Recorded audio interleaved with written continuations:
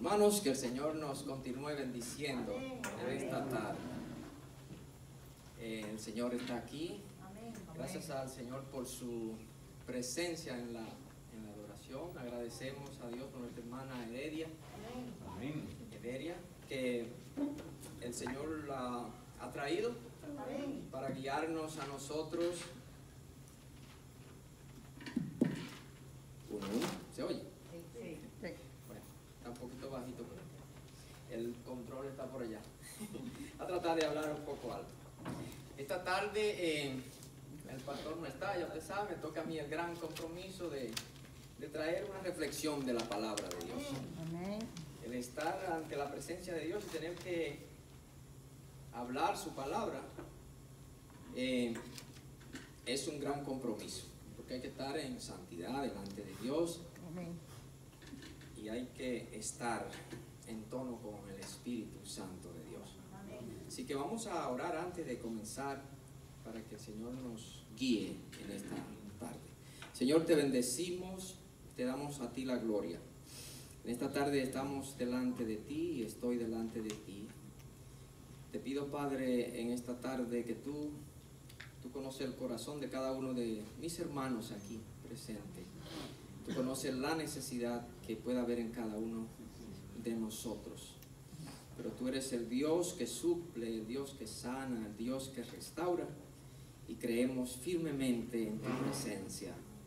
Tú eres el único Rey, Rey de reyes y señores de señores. Por eso a ti podemos entrar confiadamente. Porque tú, Cristo, estás sentado a la diestra del Padre e intercede por nosotros en este momento. Padre, te pedimos perdón si en algo te hemos ofendido de palabra o de hecho. Y te pedimos que la sangre de Cristo, el Cordero inmolado, nos limpie en esta tarde. Pedimos, Señor, y por nuestros hermanos que están enfermos en sus casas, como Mary, para que tú le visites ahora, le restaure, pase tu mano de sanidad sobre ella, sobre Nancy, que tiene el deseo de estar aquí, para que tú también la bendiga de una manera especial en esta tarde, a ella y a su hermana Dolly. Y así a todos nuestros hermanos, a la hermana Heidi, Señor, sigue obrando en ella la sanidad total, espiritual y física de su vida, que ella sea restaurada. Gracias, Señor, porque en esta tarde estamos delante de ti. Te pido que tú me uses conforme a tu propósito y que lo que tratemos aquí de tu palabra sea para edificación de los hermanos que estamos aquí y de otros que puedan escuchar. En el nombre de Jesús. Amén. Amén. Amén. Esta tarde traigo un tema y le titulé 3 factores que impiden al creyente permanecer y avanzar en la fe. Como sabemos, la carrera del cristiano es, como el apóstol Pablo le dice, como si fuera una carrera que comenzamos y el objetivo es llegar a la meta. Pero para llegar tenemos que permanecer, no importa lo que pase. Los atletas, por ejemplo, mientras más rápidos son, tienen que someterse a una disciplina bastante fuerte para poder ir todo el camino ligeramente y equipado y con todos los nutrientes que necesiten para soportar la pérdida de calorías en su cuerpo. Pero han tenido que pasar por mucho. Nosotros estamos en esa carrera.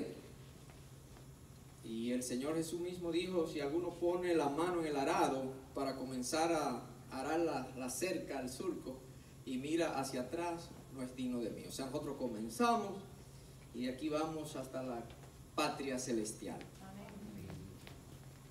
Es un gran camino de la santificación. Estos 3 factores que traje son muchos y un sinnúmero de factores, pero traje 3. El primero, falta de convicción y de una firme decisión para servir al Señor o ser discípulo de Cristo. Falta de convicción o decisión. El segundo, el amor al mundo o el apego a las cosas del mundo.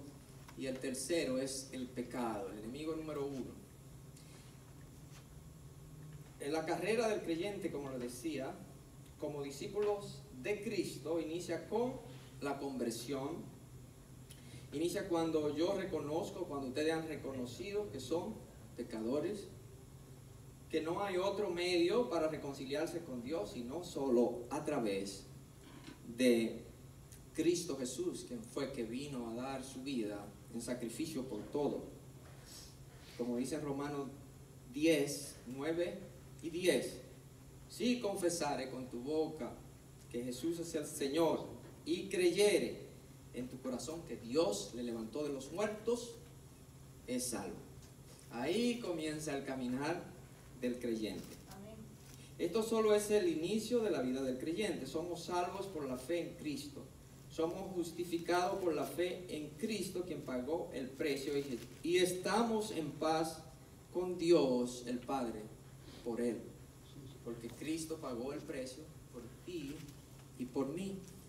Y ya aunque nuestro Dios es justo, obviamente por su misericordia mandó a Cristo Jesús, porque la misericordia va mucho más allá de la justicia. Nosotros merecíamos la muerte por el pecado, pero somos justificados por Cristo Jesús. Somos considerados ya en paz con Dios. Amén. Amén. Y hay otro concepto que se llama, somos regenerados, o sea, nacidos de nuevo, una nueva criatura.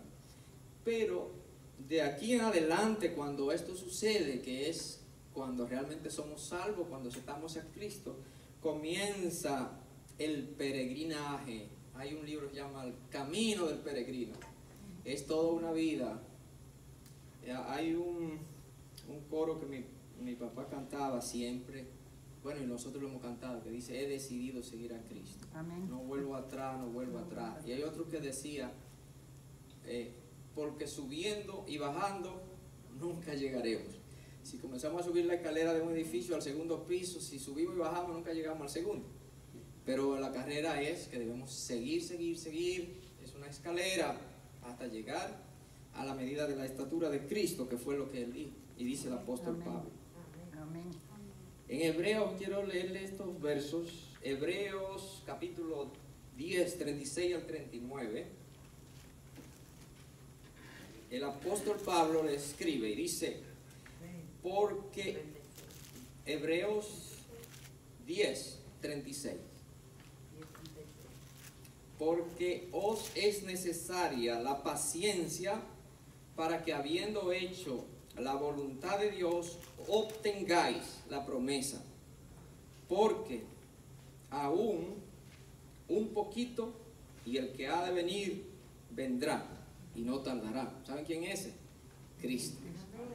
Y debemos estar preparados esperando esa venida. Y dice: mas el justo vivirá por la fe. Pero si retrocediere, el Señor dice: no agradará mi alma.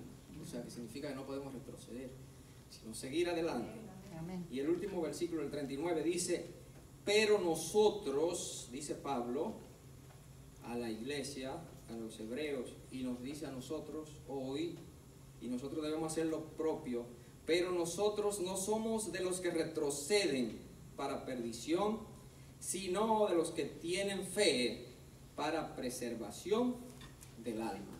Amén. No somos de los que retroceden. Vamos en la carrera, pero es avanzando siempre. Amén. Allá había un político que decía en mi país: es para adelante que vamos, así en dominicano, ¿no? No le ponían las S ni nada. Es para adelante que vamos. Obviamente ganaron y duraron 16 años ahí en el partido, en el poder. Pero nosotros, ese político ya terminó su carrera. Nosotros tenemos que seguir hacia adelante, para adelante. Amén. Charles Spurgeon fue un predicador, ustedes han oído hablar, bautista de los años 1800. Un gran predicador, siervo de Dios, que no se dejó confundir en ese tiempo por el sistema.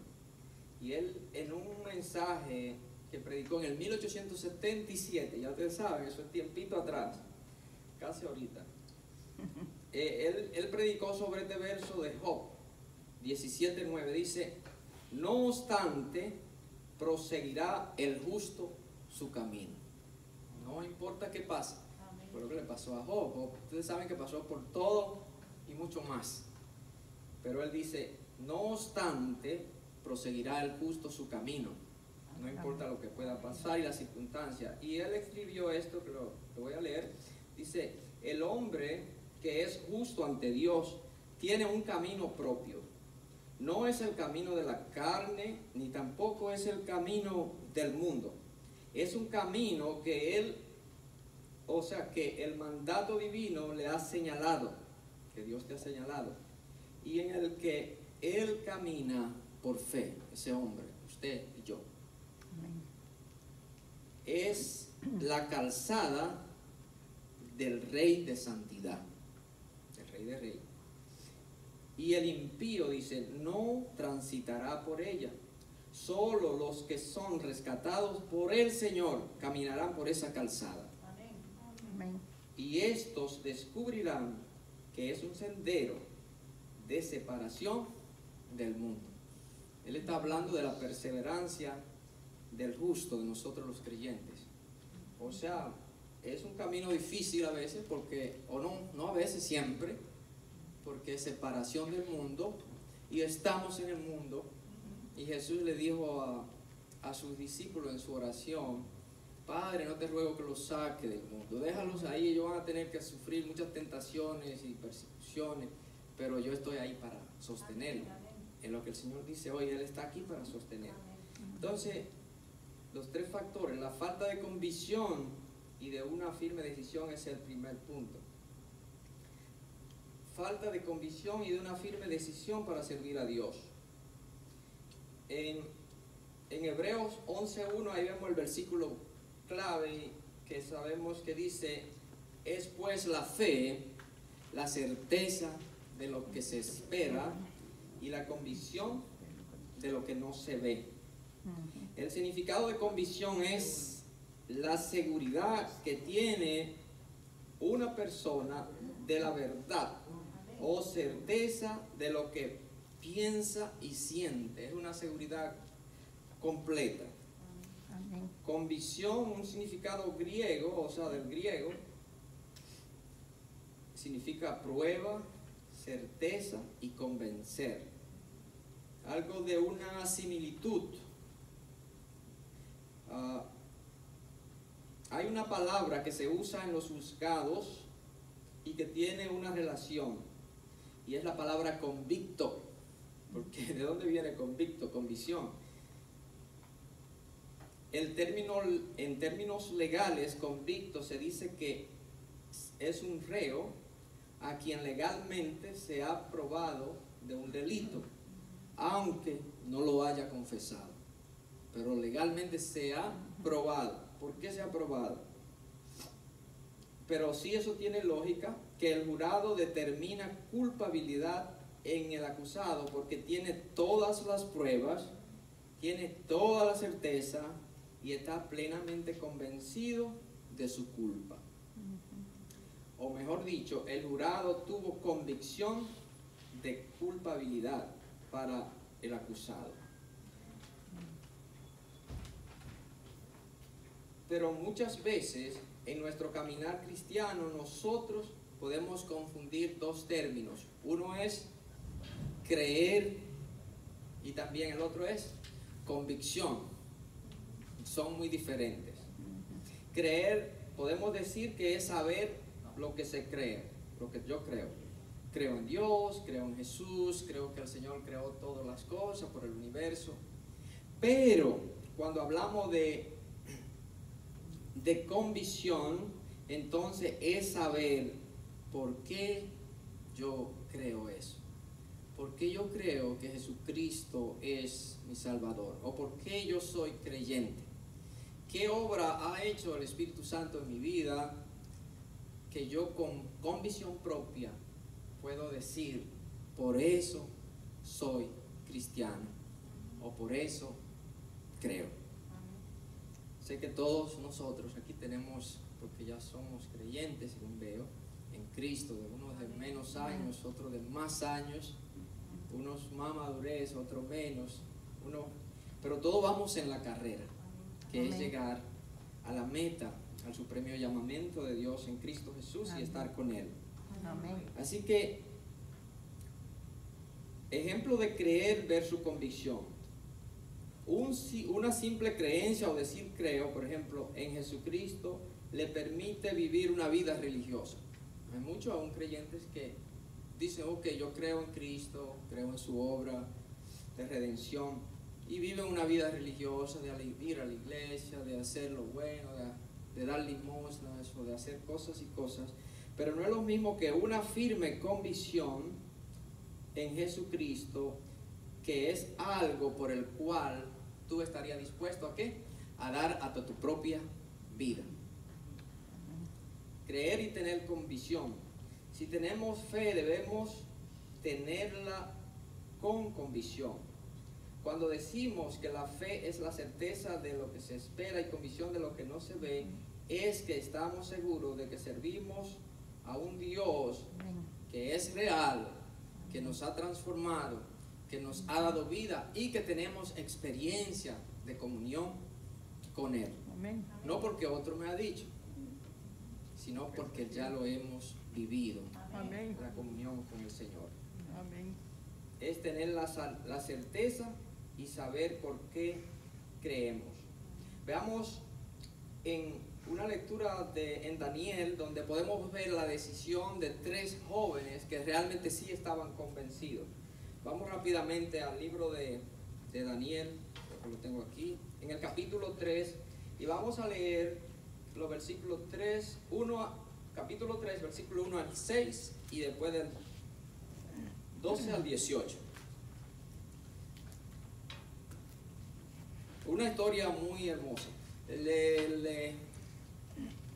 Le sugiero leer el libro de Daniel en su casa, en el plan de lectura de este mes o del mes que entra.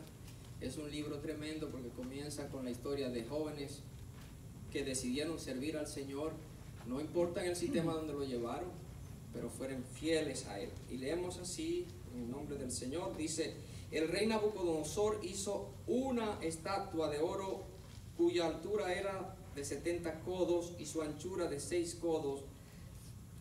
La levantó en el campo de Dura, en la provincia de Babilonia. Eso un codo es como 1,5 metros, o sea que esa estatua, 70 codos, eran como unos casi 100, o un poco más de 100 pies de altura, perdón. Un codo se dice que se mide de acá a acá, o sea, depende del tamaño de la persona, es un poco mayor, pero ese es el significado, desde el codo hasta acá. Es como 1,5 pies más o menos, en promedio.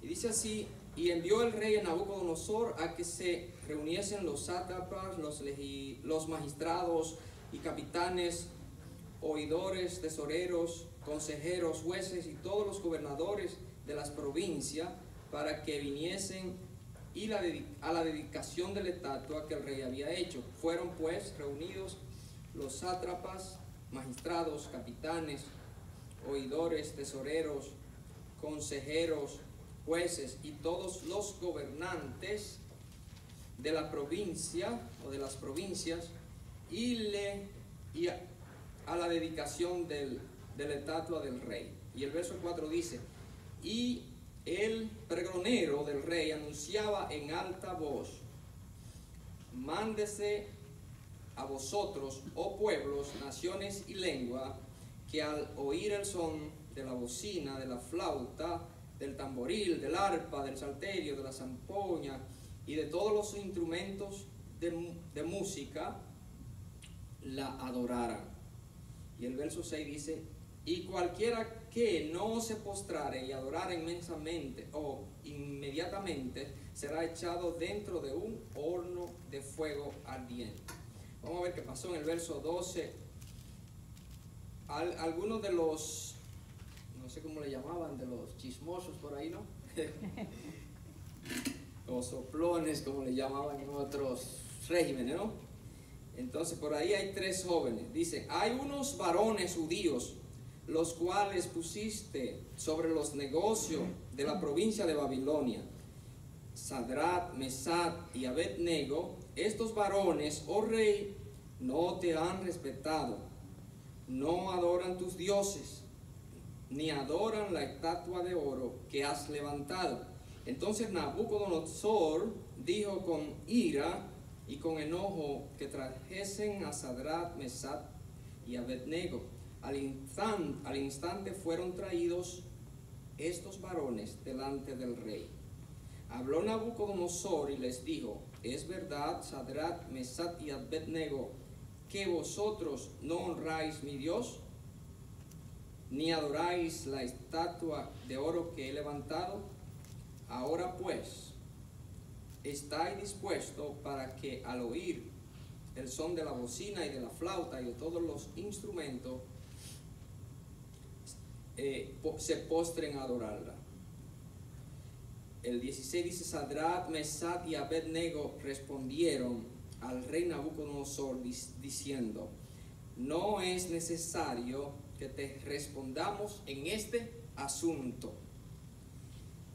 Recuerden, Nabucodonosor era el rey más grande de ese tiempo, era el conquistador, no había otro rey, había conquistado todas las naciones.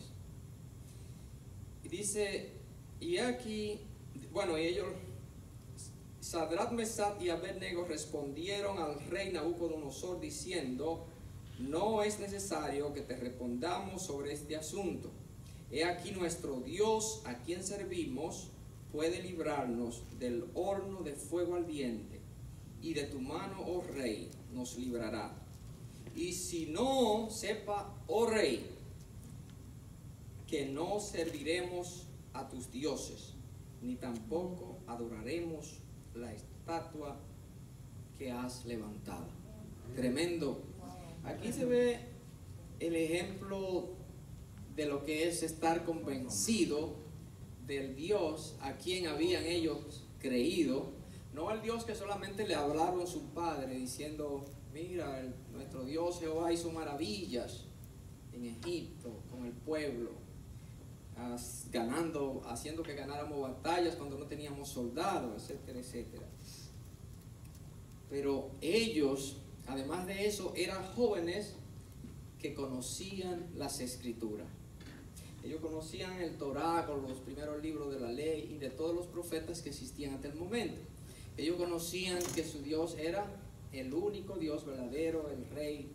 Pero además ellos tenían experiencia sobre, si leemos en el capítulo 1, que no lo vamos a leer ahora, ellos tenían una relación con Dios íntima, porque, te voy a contar aquí algo que pasó.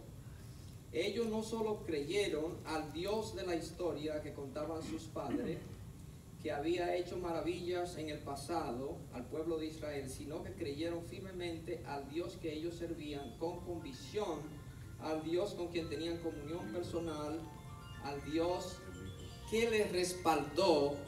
Si leen en Daniel capítulo 1, cuando junto con Daniel, ellos tres,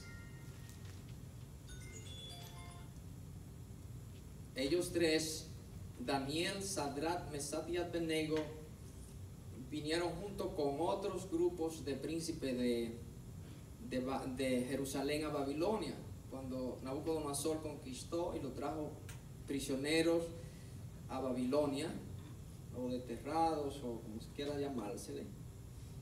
Esos 4 jóvenes, el rey seleccionó un grupo, no sé si de 20 o 30, no dice el número las escrituras, pero dice que de ese grupo que seleccionaron como jóvenes que fueran de la clase real, de los príncipes, que fueran de buen parecer, inteligentes, capaces, etcétera, etcétera, con todos los atributos posibles y por haber, solamente 4 de ellos decidieron no contaminarse con la comida del rey, con la cultura de ese país, sino que iban a servir al Señor.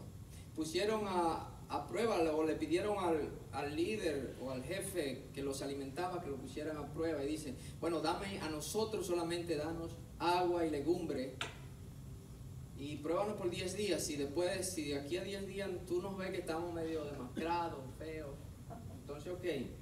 Pero dice que cuando el jefe que servía lo vio a los 10 días, dice: bueno, estaban más elegantes que los demás y más robustos, porque ellos probaron a su Dios, ellos confiaron en su Dios. Sin embargo, otro grupo no, los otros se metieron ahí en el grupo y pasaron comiéndose los manjares.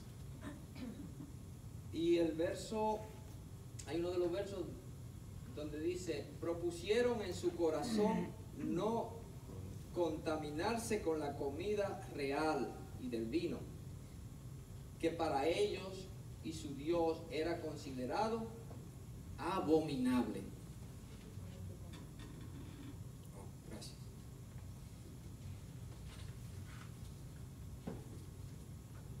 Ellos decidieron creerle más a Dios que al sistema, que a la cultura. Y después siguieron alimentándose 3 años hasta que terminó el entrenamiento con legumbre y con agua.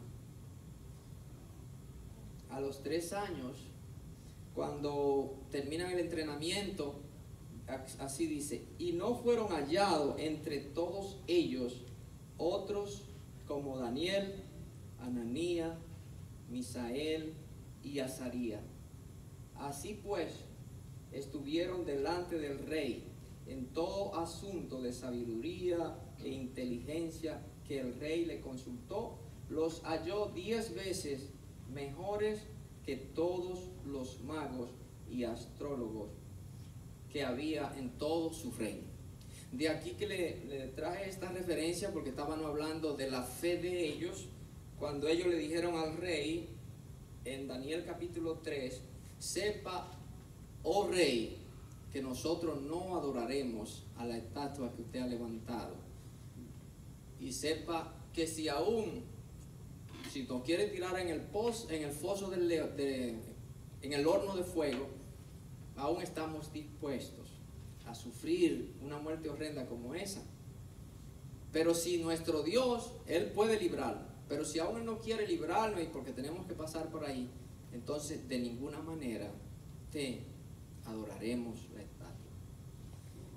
La historia es que, bueno, después el rey, después que lo tiraron allá en el horno porque ellos no adoraron, dice que el rey se paseaba por ahí y veía en el medio o al lado, pero yo veo un varón que no parece de aquí, ni siquiera, ni es hebreo, ni es de Caldea. Se parece a un hijo de los dioses. Y como resultado, el rey lo manda a llamar, ellos salen, y como resultado, el rey, aquel incrédulo, mandó un edicto glorificando al Dios de Sadrach, Mesach y Abednego y de Daniel.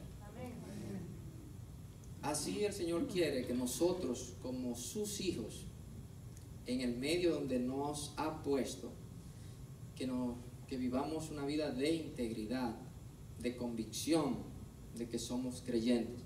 Lo primero que debemos hacer cuando, por ejemplo, nos contratan en un trabajo, es identificarnos como hijos de Dios.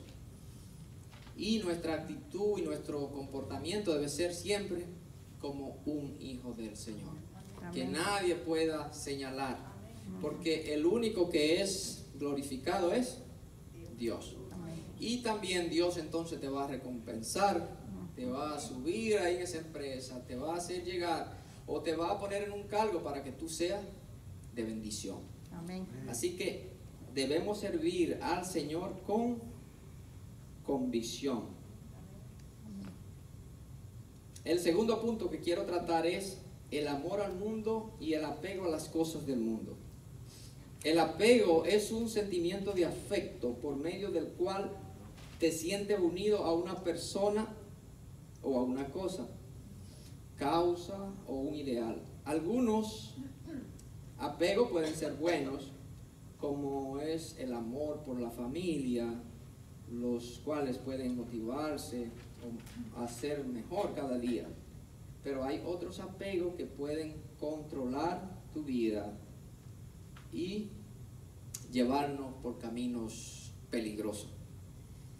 Así que es importante notar lo que Jesús dijo al respecto en Mateo 10:37. El que ama a padre o madre o hijo e hija más que a mí, no es digno de mí. Ahí el padre, la madre, los hijos representan ¿qué? El mundo. O sea, no está diciendo que no amemos a nuestro Padre, porque ese es uno de los mandamientos. Lo único que el primer mandamiento dice amar a Dios sobre todas las cosas. Y después el cuarto es honra a tu padre y a tu madre. Pero él dice, si alguno ama aún lo más preciado que son su esposa, su esposo, sus hijos, o su padre, más que a mí, no es digno de mí. En 1 de Juan 2:15 al 17, el apóstol le dice a la iglesia que escribe esta carta, dice, no améis, eso es 1 de Juan 2:15 al 17, no améis al mundo ni las cosas que están en el mundo. Si alguno ama al mundo, el amor del Padre no está en él. Porque todo lo que hay en el mundo, los deseos de la carne, los deseos de los ojos y las vanaglorias de la vida, no proviene del Padre, sino de el mundo. Dice, y el mundo pasa y sus deseos, pero el que hace la voluntad de Dios permanece para siempre. Amén. Gloria a Dios. Es un consejo tremendo de Juan, el apóstol del amor. En todas sus cartas él habla de amar, pero en este sentido, o sea, él habla en Juan 3:16, el versículo preferido, porque de tal manera amó Dios. Y después en otros capítulos él siempre está hablando, amados, amémonos unos a otros, hermanos, ámense, cuídense unos a otros. Pero aquí en específico, entonces está hablando de un no amen al mundo. Lo único que Juan escribió de no amar era al mundo. Después a nuestros hermanos, a nuestros padres, nuestros hijos, al prójimo, al enemigo. Habló de amar hasta el enemigo. Que el Señor nos ayude. Al leer estos textos de la carta de Juan, no améis al mundo ni las cosas que están en el mundo, podemos también volver a traer como un ejemplo vívido el testimonio de los 4 jóvenes que hablamos en el capítulo 3, Ananías, Misael y Azarías. También lo que leímos en el libro de Daniel, los versículos 1 al 7, se lo voy a leer. Y dijo el rey a Penaz, jefe de los eunucos, que trajesen de los hijos de Israel, del linaje, a los príncipes, muchachos, en quienes no hubiese tacha alguna, de buen parecer, enseñado en toda sabiduría, sabio de ciencia y de entendimientos, idóneos para estar en el palacio del rey. Y le señaló, en el verso 5 dice, el rey ración para cada día de la provisión de la comida del rey y del vino que él bebía, y que lo criase 3 años, lo enseñara en 3 años, a fin de que se presentasen ante él. Entre eso estaba Daniel, Ananías, Misael y Azarías. A estos 3, el jefe de los eunucos puso su nombre a Daniel Bersasal, a Ananías Sadrach, a Mesach Abednego y a Sadrach, a Misael Mesach y a Azarías Abednego. Pudiéramos decir que Babilonia representa el mundo secular, político, religioso, el humanismo. Si nos descuidamos, Babilonia nos puede separar poco a poco de nuestra relación con Dios. Babilonia es la enemiga de la iglesia, la enemiga del creyente, la enemiga de cada uno de nosotros. Como pasó con estos 4 jóvenes, Babilonia buscó todas las maneras para apartarlos de su fe en Dios y de las raíces que tenían. Y hay 3 cosas que hace Babilonia, o que hace el mundo. Si ponemos Babilonia igual al mundo de ahora, Babilonia tiene, proféticamente es la ciudad del anticristo, hay una comparación, entre Babilonia como ciudad príncipe, ¿no?, del anticristo, y Jerusalén como la ciudad de Dios. Ahí está Cristo Jesús, el Rey vencedor, y por el otro lado está Satanás, ¿no? Tratando de engañar, que es el rey de lo que le llaman Babilonia, podemos decir teóricamente. Hay tres cosas que quisieron hacer o quiso hacer Babilonia con estos tres jóvenes y que el mundo lo puede hacer con nosotros. Lo primero que hizo fue, le enseñó lenguaje y cultura. En Jerusalén ellos le decían, ustedes adoraban a Jehová, pero aquí ustedes no tienen que hacerlo. Adoren a nuestros dioses, nadie lo estará mirando. Y ellos, y si ellos no hubieran sido, hablando de los jóvenes, Sadrach, Mesach y Abednego y Daniel, jóvenes que amaban a Dios, que conocían las Escrituras, la palabra de Dios, en ese caso era el Torá, que eran los 5 primeros libros de la Biblia, y los profetas. O sea, si ellos no hubieran sido hombres que conocían las Escrituras y que amaban a Dios, hubieran pasado como sus otros hermanos, que se confundieron en el sistema sin importar agradar a Dios o sin importar los mandamientos, que fueron los primeros que le pidieron violar, al honrar a una estatua, en este caso a comer de comida contaminada, servida a los dioses.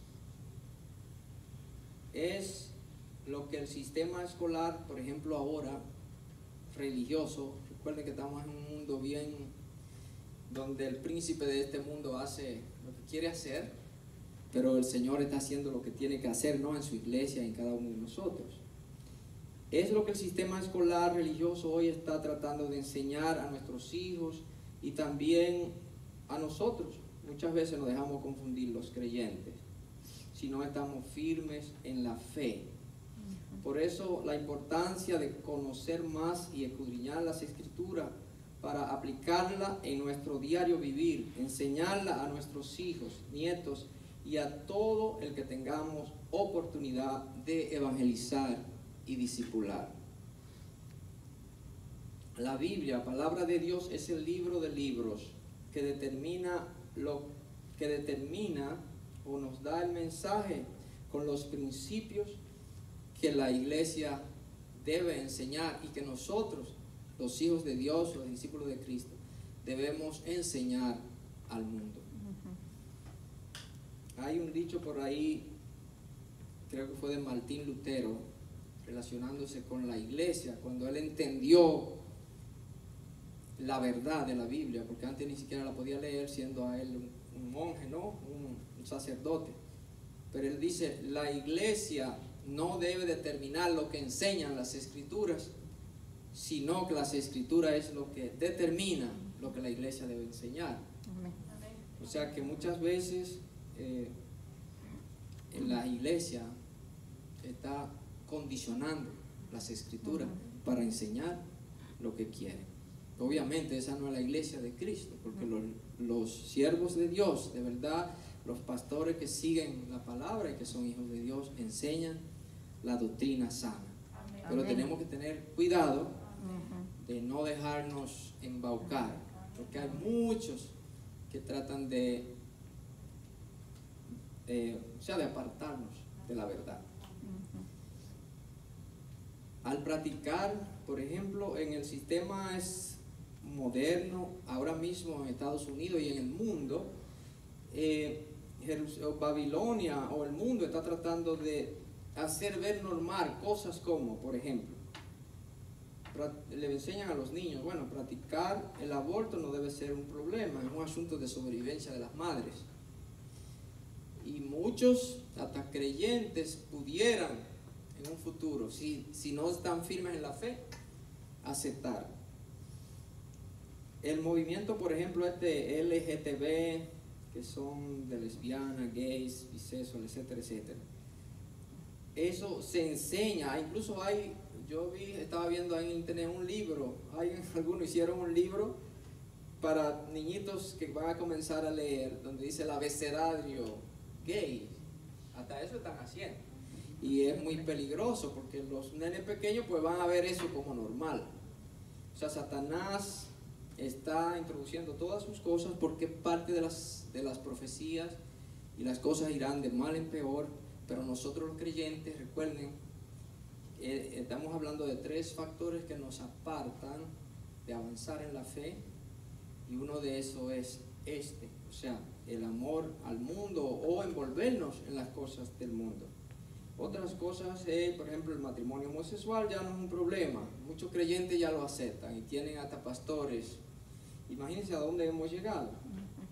Cobrar un cheque del gobierno, aunque no esté trabajando, no es un problema. Ese es un problema grande en muchos países, lo que le llaman la nómina fantasma, donde hay líderes, o sea, grupos del gobierno, pues contratan a personas por ahí, te dan un cheque de $1000, tú me devuelves 300, y es como si estuviera saliendo, ¿no?, del fisco. Eso en mi país se ve bastante, ahora hay muchos presos por eso. Incluso hay una llamada pastora, que es una vergüenza, una pastora cristiana que se envolvió en la política y también estaba envuelta en esos asuntos. Ahora mismo la detuvieron y está presa. Y así no solamente en Dominicana, sino en muchos países corruptos. O sea, llegamos a un tiempo donde el creyente puede, aceptar como válido que pueda cobrar un cheque sin trabajar. Y eso es difícil, esa es la Babilonia, o sea, te cambian, te enseñan la cultura. Eso fue lo primero que hicieron. Lo segundo es que le ofreció sus manjares. Dijeron, ok, vive según este sistema. Son sistemas corrompidos porque sus líderes no temen a Dios ni respetan al pueblo, solo se aprovechan de la ignorancia y debilidad de los ciudadanos. Para lograr esto, solo un grupito que se sirven del sistema y otro, la mayoría, viven sufriendo las consecuencias. Lo vemos en los sistemas dictatoriales, donde es así. Hay un grupito que viven bien. En Venezuela es un caso que me contaba un compañero de trabajo. Por ejemplo, él me decía, bueno, mi mamá está bien porque yo le puedo pagar ir al médico, yo le pago hasta directamente a los doctores, o si ella necesita ir al supermercado, ella misma le manda el pago por electrónico.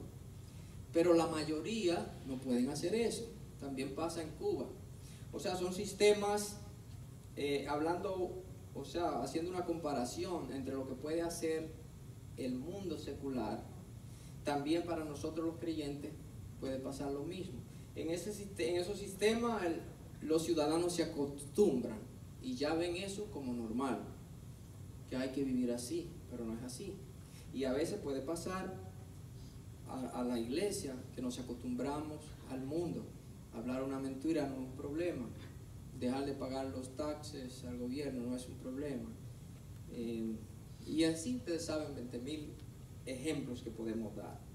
Así que tengamos mucho cuidado, estemos muy atentos en en obedecer y seguir las instrucciones de Dios en su palabra, para continuar siendo luz en medio de las tinieblas y sal en medio de un mundo que no está sazonado. Otra cosa que hicieron ellos fue que le cambiaron el nombre. A estos 3 le cambiaron el nombre, a estos 4, pero ellos estaban tan convencidos. Sus nombres en hebreo tenían significados bíblicos.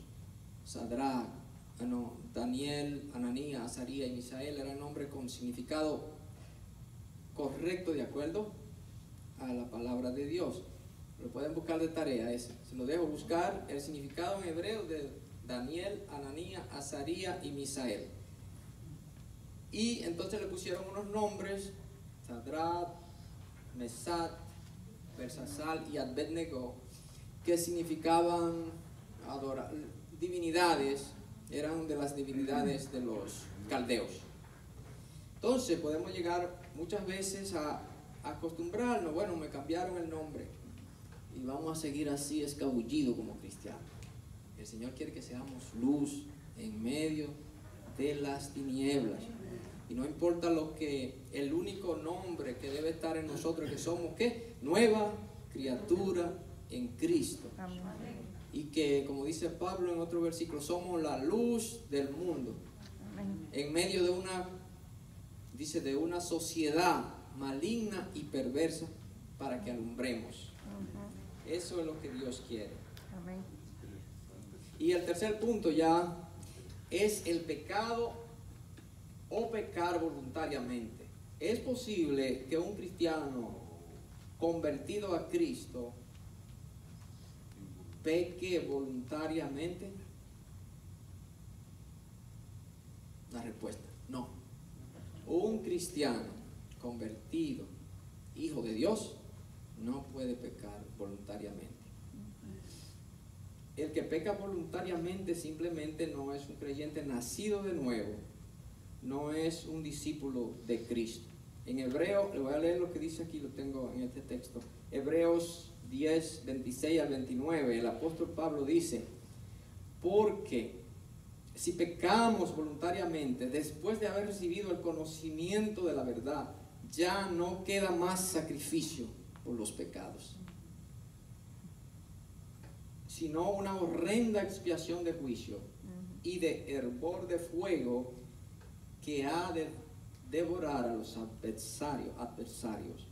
El que viola la ley de Moisés, dice el verso 28 del 10 de Hebreo, el que viola la ley de Moisés por el testimonio de 2 o 3 testigos muere irremisiblemente. Ahora, ¿cuánto mayor castigo pensáis que merecerá el que pisoteare al Hijo de Dios y tuviere por inmunda la sangre del pacto, en la cual fue sacrificado, y también hiciere afrenta al Espíritu de gracia? Tremendo. O sea, nosotros los creyentes no podemos tomar livianamente la profesión, el nombre que se nos ha dado de ser hijos de Dios. Tenemos que brillar, y cueste lo que cueste, sacrificio que tengamos que hacer, como pasó con los apóstoles, que hasta tuvieron que dar su vida, la mayoría de ellos, y aún así, para defender el Evangelio de Cristo. Cuando Pablo le escribe esto, el contexto habla sobre, sí, la persecución, los hermanos que están en persecución y todo lo que tenían que sufrir. Pero él hace la advertencia que como creyentes no debemos o no podemos pecar. Si pecamos voluntariamente, estamos mal. Ahora la otra pregunta, ¿cuál es? ¿Puede el creyente pecar? ¿Sí?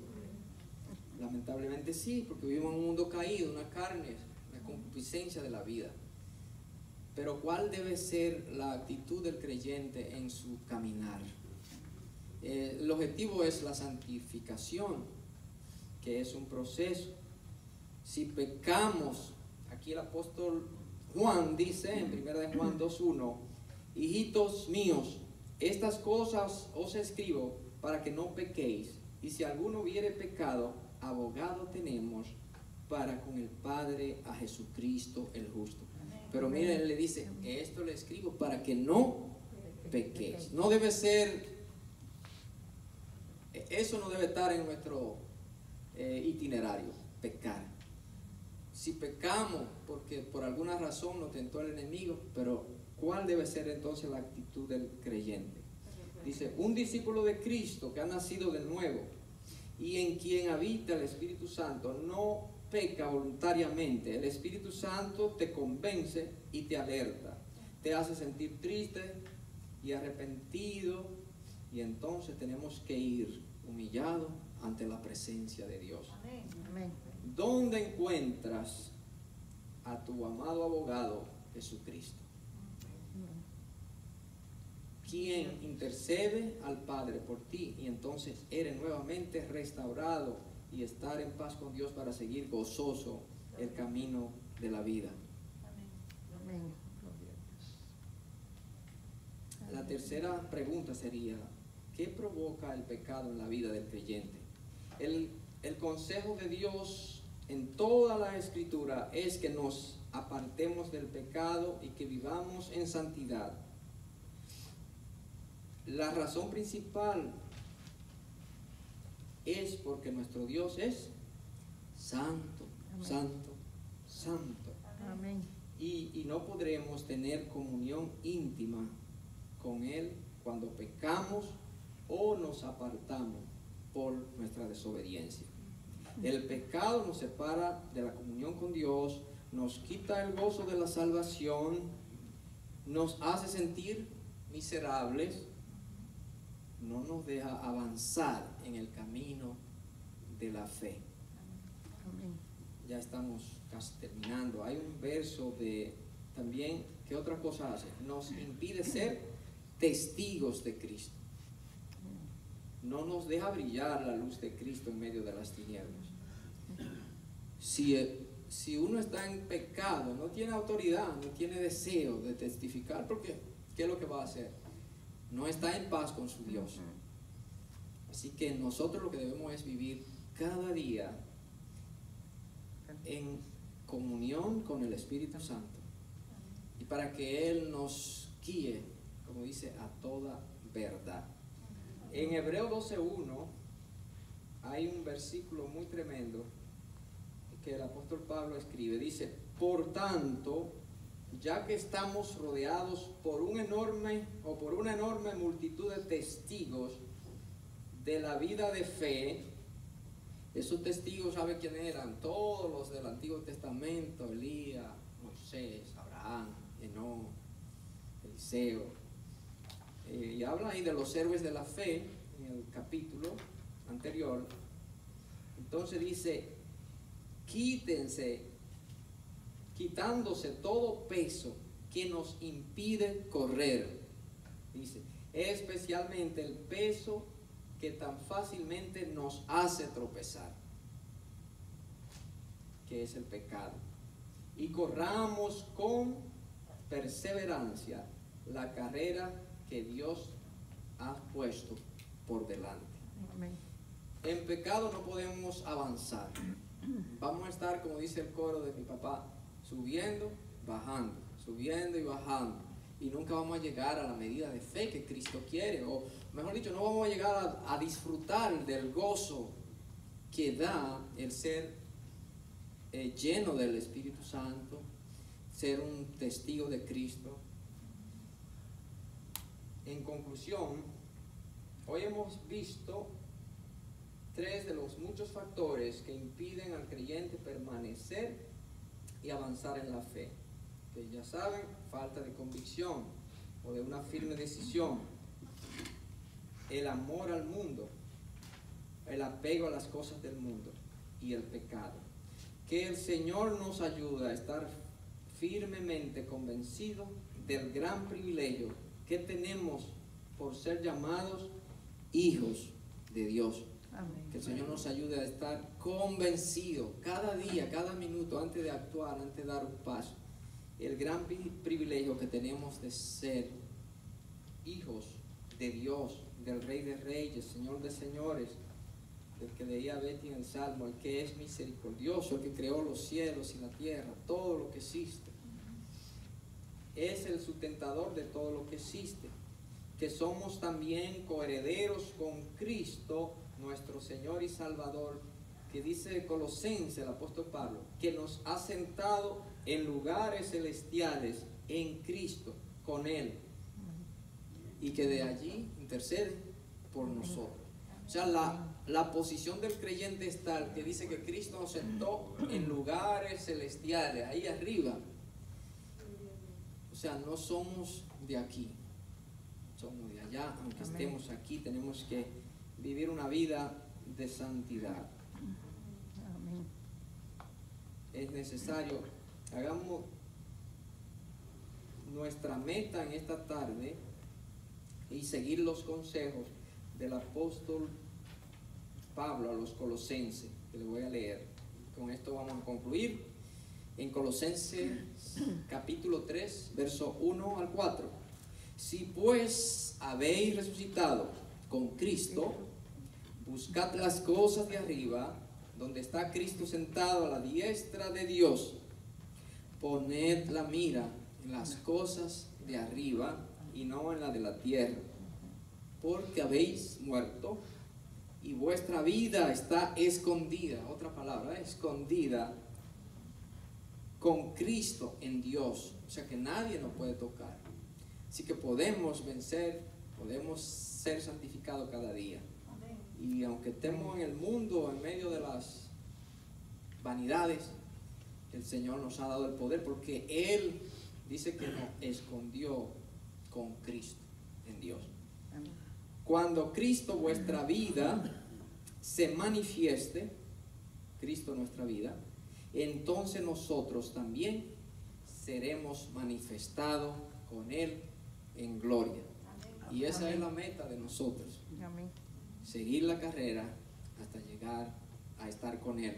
Porque Él nos llame y pasemos, o porque Él venga, si cuando estemos vivos todavía, o sea, el Señor regrese por nosotros. Así que el Señor nos ayude a poner estos tres, a estar atentos, porque son muchos factores que nos impiden avanzar, pero el objetivo es que avancemos firme hasta lograr la corona de vida que el Señor tiene para con cada uno de nosotros. Así que el Señor les bendiga. Ahora la hermana, el grupo de alabanza va a terminar cantando una canción, una doxología.